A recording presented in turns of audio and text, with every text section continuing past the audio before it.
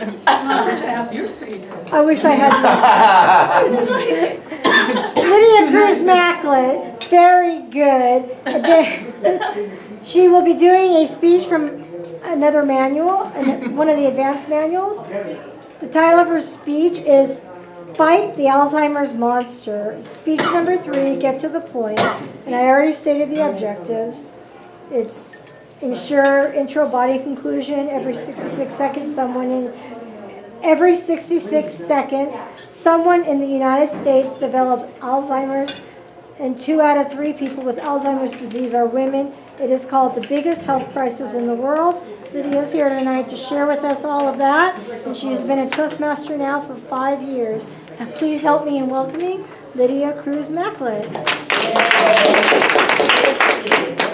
Tonight, I want to share some important information with you about a terrible disease called Alzheimer. I'm going to answer 3 main questions. What is Alzheimer? Who is at risk of getting this disease? And what can we do to reduce that disease? Alzheimer is a progressive disease that is characterized by memory loss and also loss of cognitive skills. We can't function after a while.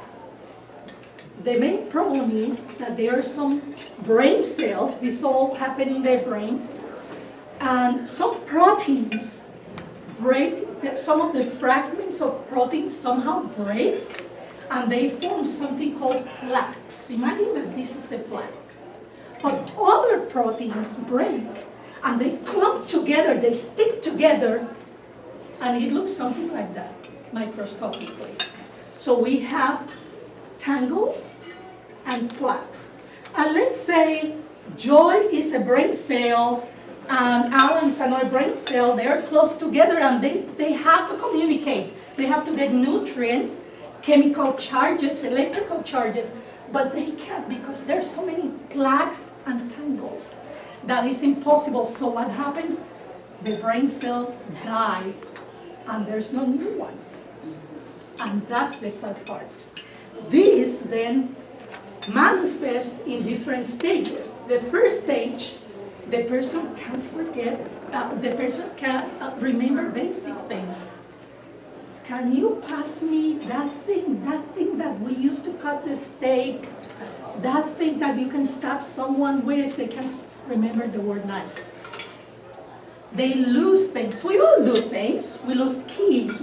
But these people lose keys, and then a few days later, they are in the freezer. They have a hard time communicating on the telephone because there are no visual cues. And on the second stage, then the person becomes more dependent of others. Why? Because, for instance, they can't drive anymore. They get disoriented and totally lost. They don't know where they are. They can't take care of themselves, the hygiene, somebody has to help them. Then the last stage is when they really cannot remember even close family members, and they forget to walk, to speak, and finally they die. Now,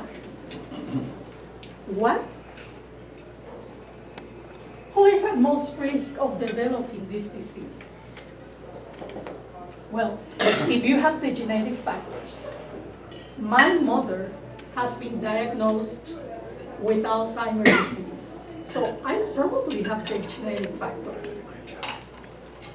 If you have diabetes, if you have cardiovascular problems, also if you have high blood pressure, obesity, stress affects problems sleeping 8 hours. This one was a shock for me. Why? Because that's a time when the brain gets rid of toxics, and if you sleep I sleep 5 hours and I thought I was fine, it should be 8 hours. Diets high in fat, we knew that one. I didn't know this one, not drinking enough water because the brain must stay hydrated.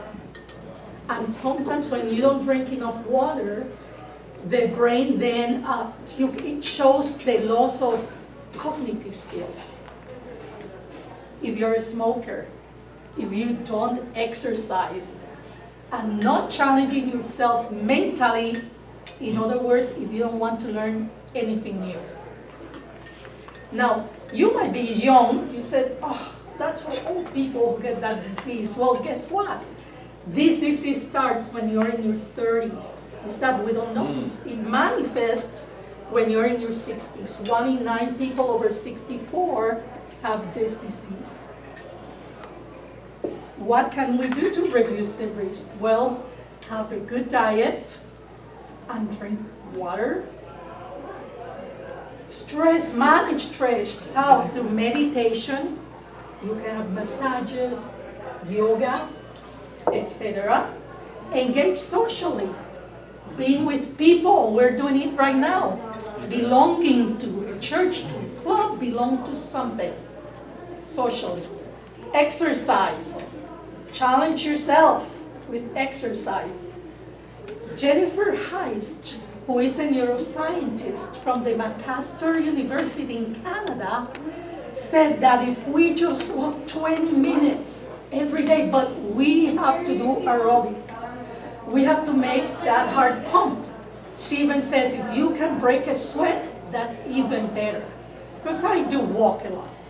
But then when I read that, I said, no wonder. It has to be that you really pump your heart to send more, blood flowing to that brain. Now, challenge yourself mentally. Do something new. So I decided today we're going to have a challenge. We're going to do something new. We are going to learn a little Spanish. You are. And I thought, okay, let's learn it. Before that, here are some examples. Dancing, that you can do arts and craft. Musical, learning to play a musical instrument.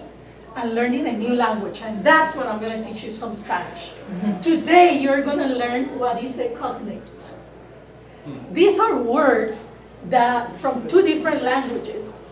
And they share similar meaning, spelling, or pronunciation. It can be German and English, German, Spanish, whichever language. But today it's going to be English and Spanish.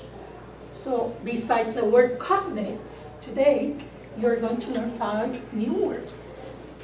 Here are easy Spanish, English, Spanish cognates. The first one is terrible. In Spanish we say terrible. It's spelled the same.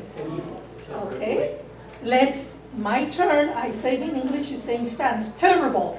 Terrible. There you go. Ooh, they go R, I heard that. Terrible. Hospital, don't pronounce the H. Hospital. Hospital. Again, hospital. Hospital. There, you got it. Doctor, doctor. The accent is in a different place, right? My turn. Doctor. Doctor. There you go. Fabulous. Now this can be used with male or female. Fabuloso, fabulosa. Fabulous. Fabuloso, fabulosa. There you go. And the last is fantastic. Fantastic. Male or female also. Fantastico, fantastica. Ready? Fantastico. Fantastica. Let's now review all of them. How about that? Ready? Terrible. Terrible. Hospital. Hospital. Don't pronounce the H. Doctor. Doctor. Fabulous. Fabuloso. Fabulosa. Fantastic. Fantastico. Fantastic. Bank. Fellow Toastmasters, right now there are 5.4 million of Americans with Alzheimer. In the year 2050, it's going to be at least 15 million. And I don't hear a lot about this disease. We have to fight this monster. If you don't, then forget it. Madam Toastmaster.